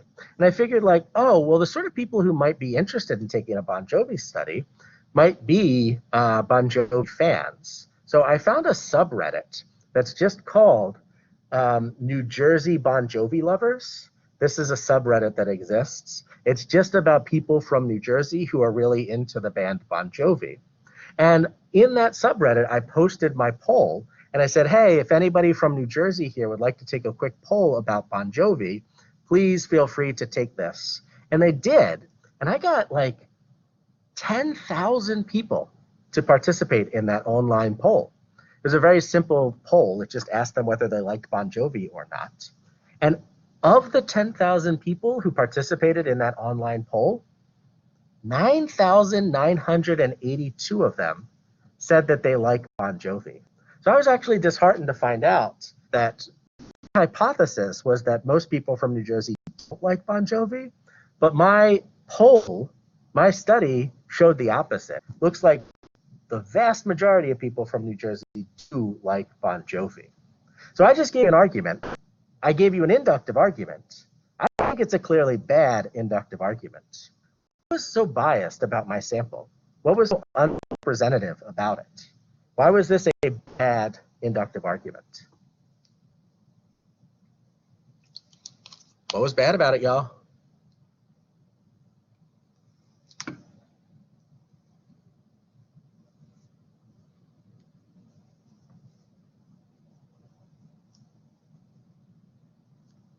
Lamar says the group that I went to were already Bon Jovi fans. That's exactly right. That's a real problem with my sample. My sample is totally biased to be way more likely than the average people to be into Bon Jovi.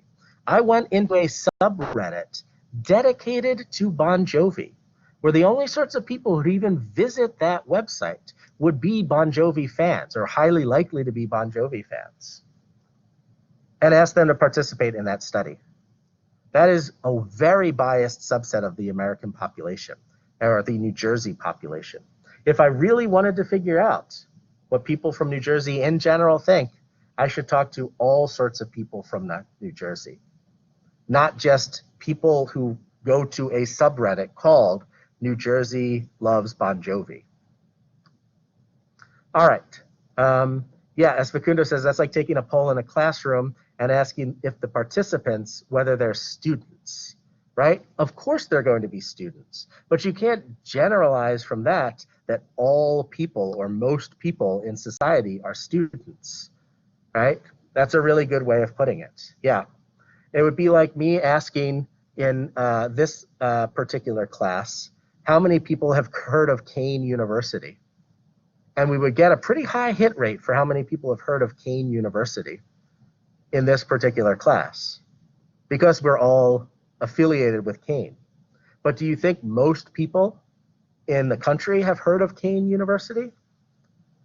That would be a bad reasoning to draw in that particular case. All right, so here are our key factors in evaluating inductive arguments. Make sure your premises are true, but then for support, we've got our two follow-up questions. What's our sample size? Is our sample representative? So now I want to switch over to this week's participation activity, because it's all about evaluating inductive arguments. What I'm asking you to do for each one of these arguments is list what you think the sample in the premises are. Then list what you think the overall population that sample is supposed to represent. Then you turn to evaluate the argument. Is this a large enough sample? Why or why not? Is it a representative sample? Why or why not? Then based off of those answers, you can determine whether the argument's good or bad. The example up here is this argument. The three people I talked to at the D'Angelo concert told me they loved the opening act to Lib Kweli. Therefore, everybody at the concert liked the opening act to Lib Kweli. In this particular case, our sample is pretty clearly these three people that I talked to at the concert. The overall population in this particular case is everyone at the concert, as we mentioned in the conclusion right here, generalizing about everyone at the concert. Was this a large enough sample? We definitely know the sample is 3. The overall population, we haven't been told, but it's like probably thousands. Think about how many people show up to a given concert. Let's say this is pre-COVID time when concerts were allowed to be large. D'Angelo is a somewhat popular 90s neo-soul R&B singer. His concerts do draw pretty large crowds, so it's probably in the thousands. 3 samples out of thousands is way too small.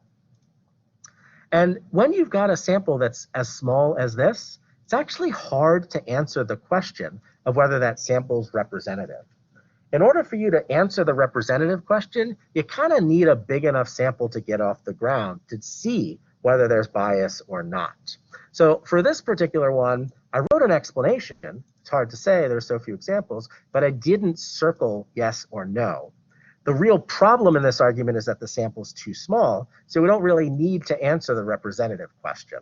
We know the argument's already overall bad because to count as a good argument, you got to pass both of these tests. You got to say you have a large enough sample that is representative. It's the only time you would circle good. Since we circled no, we have too small of a sample over here. That makes this argument overall bad. So why don't we just all collectively work on one of these right now? I want to do, which one should we do? There's some fun ones here. Let's do argument number 3 right here. No, you know what? I've changed my mind. Let's do this argument down here, argument number 9.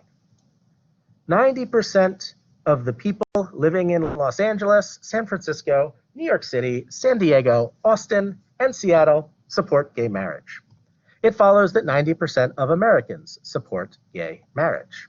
All right, so we're just going to go one at a time. What's our sample in this argument? What are our examples listed in the premises?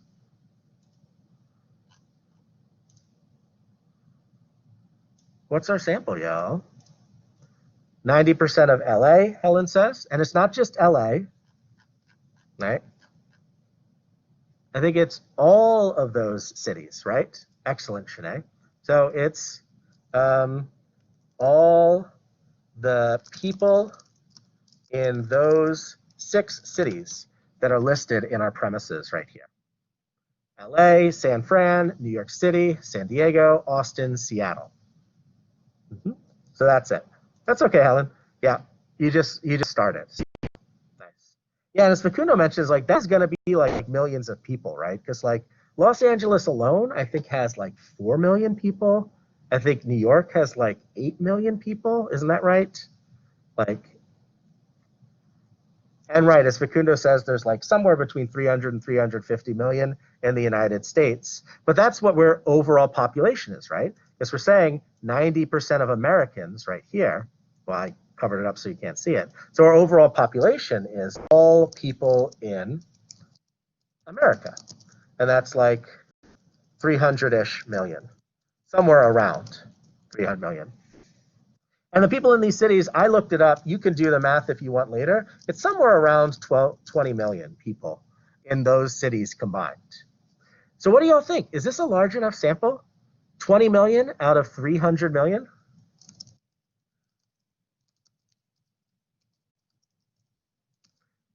Shanae's going with yes. Isabel and Franco are going with no.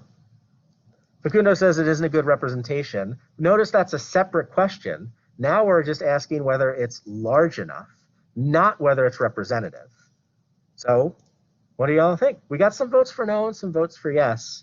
Turns out in this particular case, it would be a yes. On something like a test coming up, I won't give ones that are this tricky, but this 20 million is a really nice subset of our overall population. So it is a big enough chunk. If you've done it well, a sample size of 20 million is way more than enough to feel confident to generalize about for the overall 300 million. As Shanae says, it is more than 20, right? It's literally a million times more than 20.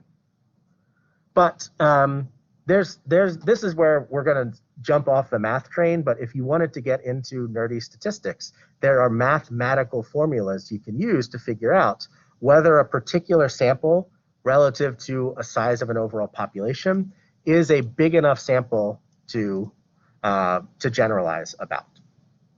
All right, but we've already sort of hinted at it, at least one of us, Facundo, in the chat, that this might not be a representative sample. And I agree. I don't think this is a representative sample. Even if we've got 20 million out of 300 million, which is definitely large enough, I don't think it's representative. Why not, by the way? Why isn't this representative?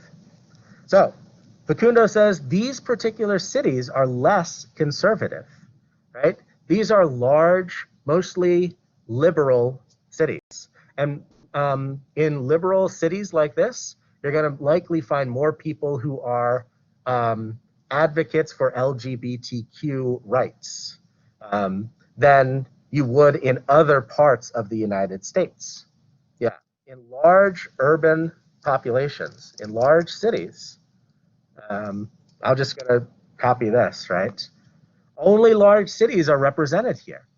City folk are more likely to be socially liberal than, say, country folk, or these other sorts of cities that Facundo mentions, like maybe if you focus on cities in the South or cities in the Midwest. And it's California, New York City. It's also Texas. Austin is in Texas. Seattle is in Washington. So there's a little bit of some representativity there. But yeah, 3 California cities and then a smattering of others. So that makes this argument overall bad. This is another one that fails to be representative. Questions, thoughts, concerns about that one?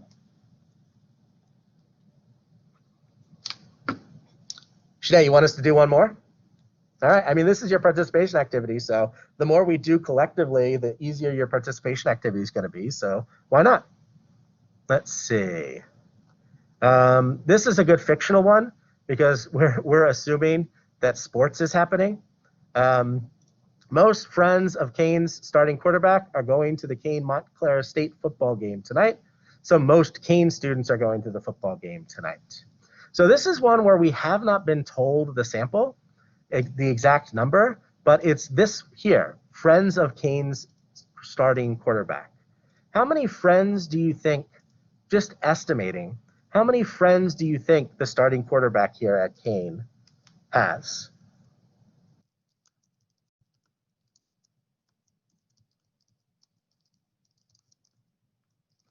Facundo's going with maybe hundreds. Anyone go higher? Anyone go lower? What's our number going to be here? How many friends do you have? How many friends do you think a quarterback has? Today's going with 2 friends. Yeah. Keep your friends close. Doesn't have to be a lot. This has to be the good ones. Franco's at 0, Franco. Let's all agree to be Franco's friend. Would you accept us friends, Franco? Sinead says quarterbacks are popular, so there is that sort of like stereotypes about quarterbacks. So stereotypes might be likely to have more friends on average. All right, Helen says Franco, she'll be your friend. And Facundo says just the team itself is actually more than that, right? It's often a roster of like 44 people or so, right? It's got 11 offensive people playing, 11 defensive people playing, and then a bunch of second stringers. So Sinead's going with like 100. Yeah, I would probably, let's just put it, just to be safe, like around 100, something like that. It's not gonna give it to me. I can't draw that one. All right, around 100, somewhere around there sounds good. Now, what's the overall population we're generalizing about right now? The conclusion says, what's our overall population that those friends are talking about?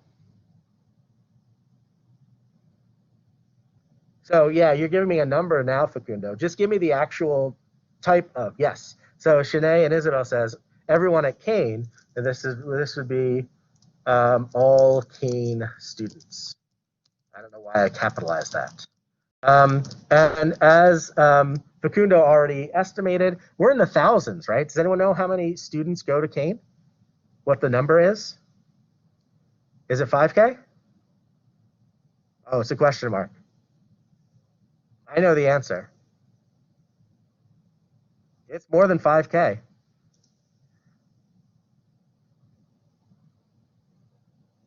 Yeah, it's around 16,000. That includes both graduates and undergraduates. But yeah, the number is around 16,000. Oh, where did it go? There it is. Around 16,000. We're a big school, y'all. Yeah, online students for sure. They count. Now, is this a large enough population? What do y'all think? It's 100 out of 16,000. Today's going with yes? Not 156,000, out of 16,000. Wait, she's saying yes and no. I don't know what she's saying.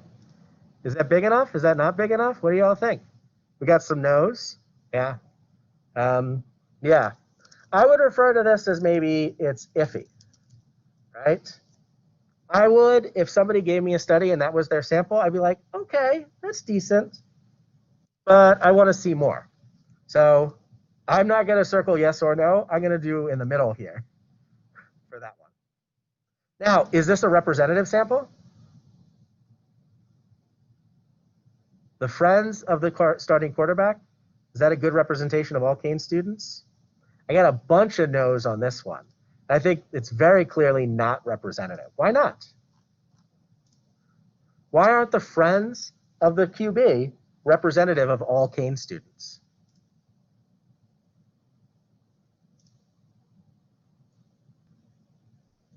Barbara, you could do whatever you want. You can highlight the middle, absolutely.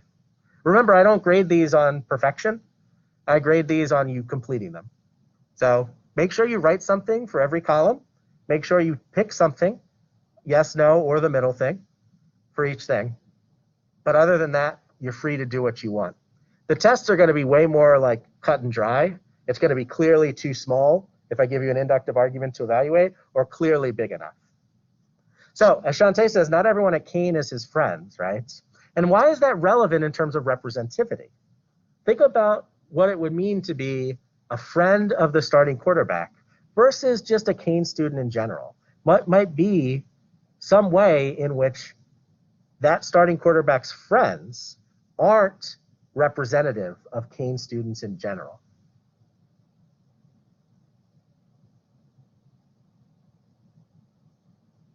So as Isabel says, like, you might have football in common, right? So you might already be a football fan if you're a friend of a football player. You might also be on the team, right? And you like football if you're a friend. You might also just have a motive to go there because your friend is playing. I bet most Kane students don't know someone or aren't friends with someone who's on the team. So they don't have that reason to attend the game, right? So there are a bunch of reasons like this. Friend of the QB are more likely than the average Kane student to go and support their friend. I don't know, have any of y'all been to a Kane football game in your time at Kane? Janae has? Monique has? Trash. Wow. We got some no's, though. A bunch of no's. No one is there. The stadium is so nice. I'll fess up. I haven't been to a game either. But this is an overall bad argument based off of what we were saying. This is definitely failing the representative thing. And as far as sample size goes, it's unclear, right? This is a guess.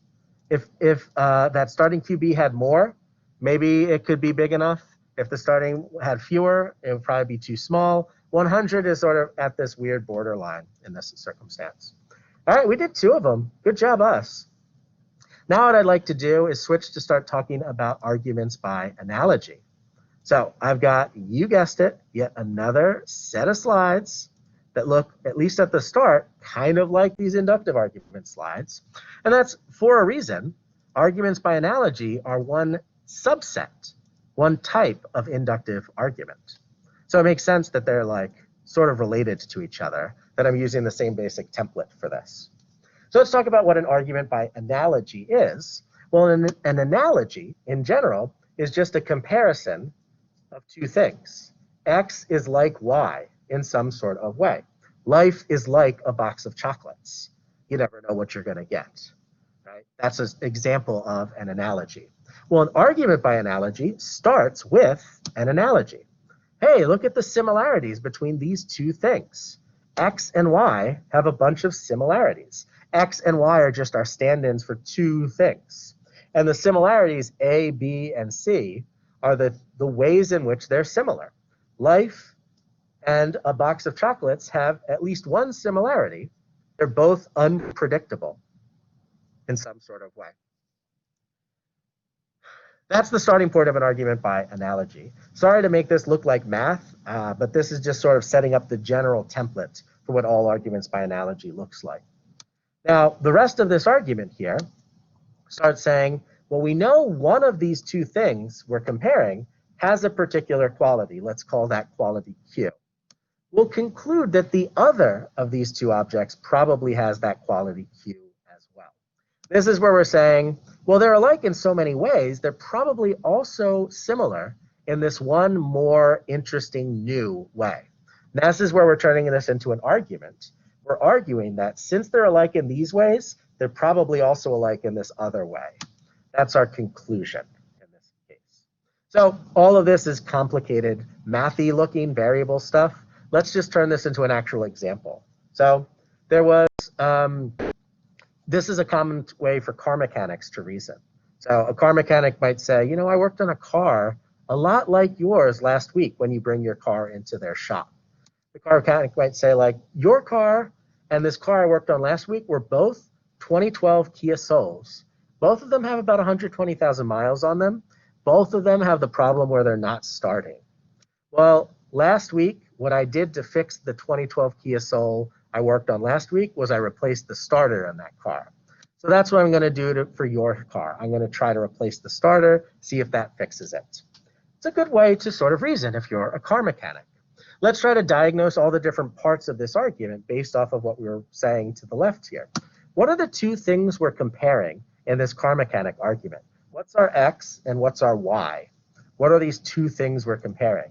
Feel free to write in the chat or unmute yourself and just shout them, or raise your hand and I can call on you. What are those two things in this particular car mechanic argument? What are we comparing? We're comparing what to what? Kundo's got it? Those two cars, right? The car that the mechanic fixed last week and this car that we just brought in today. Yep, the car last week and the one that's yours. Absolutely. What are the similarities between those two cars? We got a bunch of similarities, right? What are the existing similarities? Yep, the year, 2012. Similar make and model, both Kia Souls. Absolutely. The miles, about 120,000 miles on it. And the problem with the car. Did y'all say that one yet? No, that's the last one. Both have the same problem, that they don't start, or they didn't start. All right, what's the new similarity we're drawing as a conclusion that probably is a similarity between them? It's the similarity that's going to exist in the conclusion, which is the solution. In this case is needing the new starter. Good job, y'all. Excellent. So if we wanted to rewrite this in nice, neat premise conclusion form, here's what we would do. A car I worked on last week is like your car. Both are 2012 Kia Souls with about 120,000 miles on them. Both of them don't start. To fix the car I worked on last week, I replaced the starter. So your car probably needs a new starter. So this is kind of like an inductive argument, except what you're doing is not piling up example after example. You're piling up similarity after similarity. So you want to accumulate a bunch of similarities and then generalize and say, oh, these two things are very similar to each other. Look at all these similarities. They're probably also similar in this other way. You're like adding a new prediction in this particular case. Also notice that this argument has the word probably in the conclusion. Arguments by analogy are not trying to guarantee the conclusion has to be true. Like inductive arguments, they're only trying to say the conclusion's probably true. We're aiming for likelihood, not a guarantee. All right, here's another example of an argument by analogy. Maya and Gwen both like the same sort of TV shows. Maya and Gwen like Law and Order, CSI, Criminal Minds, Chicago Justice. Maya just started watching this show called Shades of Blue and loves it. So Gwen's probably going to like Shades of Blue too.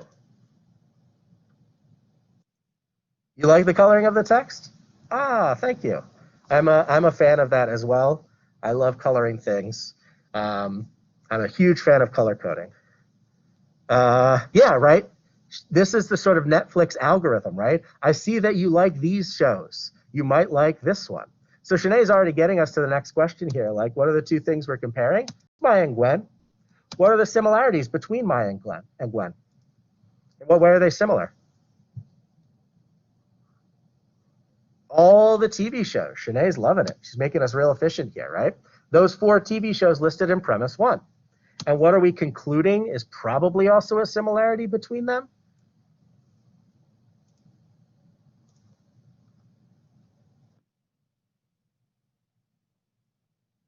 What's our concluding similarity in this case? I like it. Y'all are just waiting for Shanae to respond, right? Yep. Have you just nominated Shanae, our spokesperson for the class today? Yep. So they're going to like the show Shades of Blue. We already know Maya does. Now we're going to conclude Gwen, who hasn't started watching it, will like it. Awesome. So there you go. Another example of an argument by analogy. How do we evaluate them? Well, it's evaluation time. We're going to figure out whether it's a good argument or a bad argument. What are the things we always check? What are our 2 things? I already said it like 30 minutes ago when we were talking about inductive arguments. Truth and support. Yes, it's the same people sat in truth and support. I love it. Truth and support. That's our rallying cry in here. The arguments by analogy, it's the same test. Is each premise true for the truth test? Support test, though, got a little wrinkle here because our arguments have the following structure. We've got a comparison in the premises leading to a new comparison in the conclusion. So are the existing similarities between our 2 things being compared enough evidence for the new concluding similarity?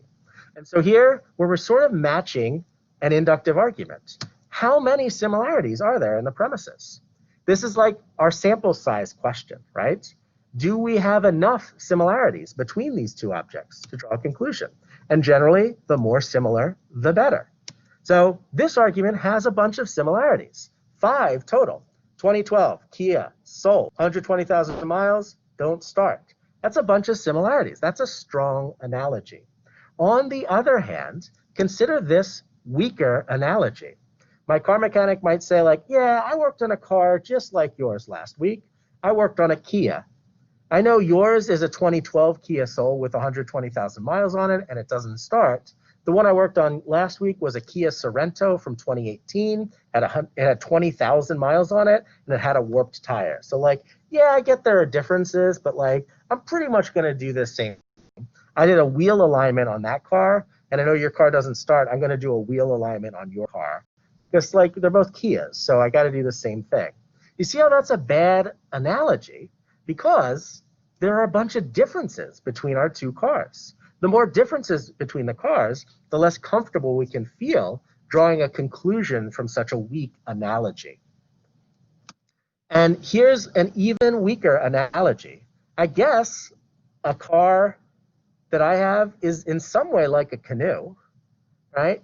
They're both vehicles. But like, just because 2 things are vehicles doesn't mean you fix them the same way. That's a very weak analogy. So, one thing we care about, how many existing similarities? The other thing we care about, are these existing similarities relevant to this new conclusion that we're drawing, to the new concluding similarity? You see how that's kind of like being representative? Do the similarities accurately represent the new similarity we're trying to draw, the prediction we're trying to make? And in this particular case, I think similarities are definitely relevant, the argument we already have been discussing. In particular, the fact that they have the same problem is the most relevant. Both of the cars don't start. then the fact that they're about the same age and the same wear and tear, number of miles on it, is deeply relevant. The fact that they're both the same make and model means that, like, yeah, these are the sorts of problems that happen with this sort of car that's this age and with this much wear and tear on it. So it's probably the same solution for both. Those are definitely relevant to what you do to fix the problem. What the problem is and what type of car and how old it is are directly relevant. Compare that to this terrible argument on the right. A car I worked on last week has a lot of similarities to your car. Both you and that car is blue. Both have leather interiors. Both have the same air freshener dangling from the rearview mirror. Both have vanity license plates. That's 4 similarities. There's so many similarities. And what I did to fix that car last week is I replaced the brake pads. So your car probably needs new brake pads. It's a terrible argument because even though you listed a bunch of similarities, none of them are relevant to the problem that you're trying to address, to the conclusion that you're trying to draw. How can we fix the problem? What type of color the car is, what type of interiors you have, whether you have an air freshener or a type of license plate, tells you nothing about whether it's a good argument or a bad argument, whether you have to fix it one way or another. So those are all deeply irrelevant similarities. So one thing you can think in general when you're asking these questions, how many similarities do you have and are the similarities relevant? You can really just ask, are there any relevant differences between the two things we're comparing? Relevant differences between the two things such that we could conclude one of these things has that concluding similarity, but the other one doesn't have that concluding similarity. And now this is a nice pro for the extra credit. The extra credit is all about arguments by analogy. And it's got a bunch of arguments by analogy. And you look what it asks you to do. List the two things that you're comparing. Then list the similarities in the conclusion, your A, B, C in red, your concluding similarity in green. And then you're looking for any possible relevant differences. This is the column where you evaluate the argument. And then based off of your evaluation, you can tell us whether it's a good or a bad argument. In this particular case, look at this example of an argument. Tierra Whack and Sean have a lot in common. Sean is me in this argument, Sean Keegan-Landis. Both of us went to the same high school. Both of us worked at a car wash. Both of us have a pet cat. Since Tierra Whack was nominated for a Grammy, Sean probably was nominated for a Grammy too. Well, in this particular case, the two things we're comparing pretty clearly are Tierra Whack and me. The similarities between these are threefold. It looks like we've got both of us went to the same high school. Both of us worked at a car wash. And then both of us have a pet cat. Those 3 similarities right there. Our concluding similarity, since Tierra was nominated for a Grammy, Sean was also probably nominated for a Grammy. Well, now this is pretty clearly a bad argument because it's very clear that there's a relevant difference between Tierra Whack, who's a recording artist, who's put out music, and me. I have not put out any music. You have no idea whether I'm musically talented or not. But the fact is, the Grammys are awarded based off of whether you're good at music and whether your music that you've put out in a record is good or not. So that's a clear relevant difference, which makes this argument overall bad. So I'm not going to do any ones for this. This is extra credit, but you can check out all of the 7 on here and yourself to see whether you think any of these are good or bad. Fill out all 5 columns. You'll at least get points for trying, and you could get even more points for getting them right. That's everything I wanted to go over for class today. A reminder what it is you have to do. If I can go back to Chrome. You got a discussion board where you do only one post. I only need you to post once. You don't have to reply to anyone. And then a participation activity on inductive arguments that we went over like a half hour ago. and then this optional extra credit that we just talked about. Everything's due Wednesday this week. You don't have any earlier deadlines. That's all you got to do. The discussion post, participation activity, definitely do those. Optional extra credits. We're done for the day. If you have any questions or concerns, I'll stick around for the next couple minutes. But otherwise, have yourself a great weekend, y'all. Bye.